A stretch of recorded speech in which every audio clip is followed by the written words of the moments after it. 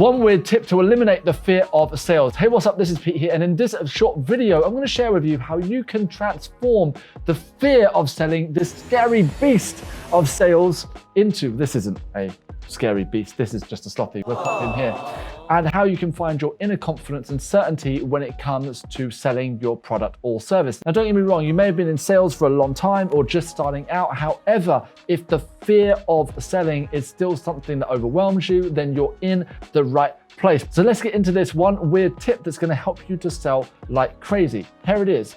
Don't be selfish. Yep, that's right. Don't be selfish. What do I mean by that? How dare you be so offensive, right? I know.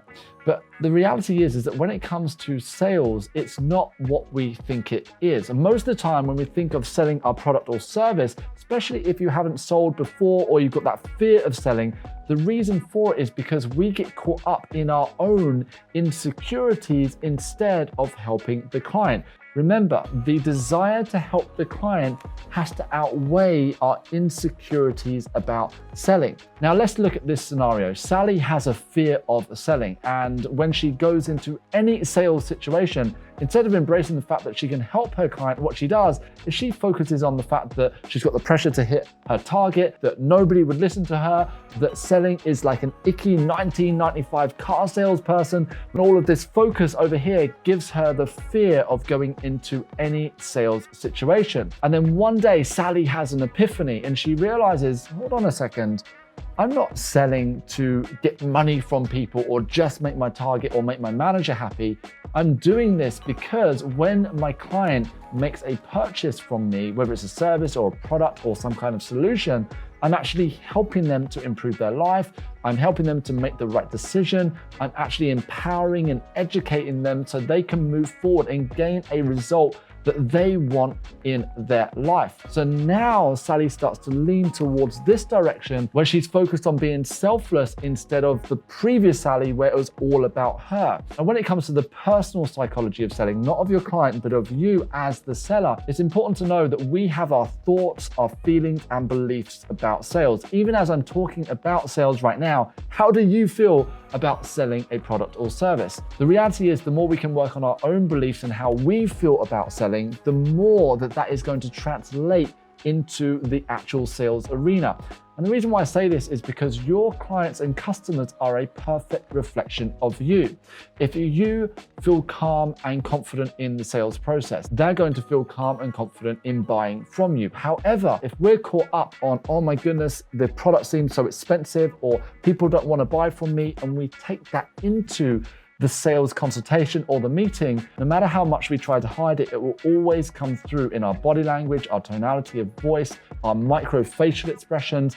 And if your client feels slightly uncomfortable that you don't feel good, then that is going to create a conflict in how you sell. So the big question is, how do you move from here to over here? Well, the first step is awareness. So hopefully this video will be able to allow you to focus on, right, how do I truly help my client? But let's give you something even more tangible here. I want you to consider these two scenarios and then ask which one truly helps my client. Scenario number one is that you know you can help your client on a deeper level. You can help them to gain a result in their life that they otherwise wouldn't achieve unless they buy a service or a product from you. However, instead of recommending that product or service, you simply let them leave. And you know subconsciously you could have done more, but hey, let's move on to the next customer. Scenario number two is that you know you can help your client on a deeper level to create a result in their life, and you simply ask them to take the next step in the journey. Sure enough, they may say yes, they may say no, they may say I need to think about it, but you know in that moment you've done your job to help that person as much as you possibly can. Which of these two scenarios is truly helping your client? And the answer, of course, is the second one. So that's the first thing, is to remember you're not there to actually sell anything, you're there to help your client or customer. And this brings me to the second tangible tip that you can use straight away in terms of your personal psychology. When we think of a salesperson, what do we visualize? I mentioned it earlier. That's right, it's normally a 1995 secondhand car salesperson. When we visualize that person, we don't identify with them. We say, I'm not that person.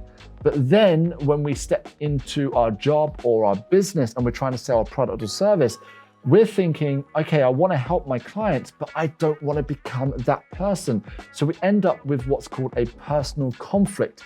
And when your mind has this conflict, it means that you end up getting caught up in this conflict instead of truly being there present with your client. So what you can do here is you can visualize purely being there to help the client gain the result. The ultimate way to truly sell at the highest level is to forget yourself, to be completely there in the now. The most important person in the world when it comes to sales is the person in front of you right now. So that means your attention and your listening is with them. Don't get me wrong, there is plenty of sales techniques, great questions that you can ask, the strategies that you can use in order to gain more confidence in sales. But we've got to start with eliminating this fear that we might have of selling so you can feel calm and comfortable and your client can feel calm and comfortable in the purchase. And by the way, the best place to start learning these tools, techniques, and strategies is right here on this channel. So if I didn't mention already, hit the subscribe button and make sure that you check out some more videos right here, and I'll see you in the next one.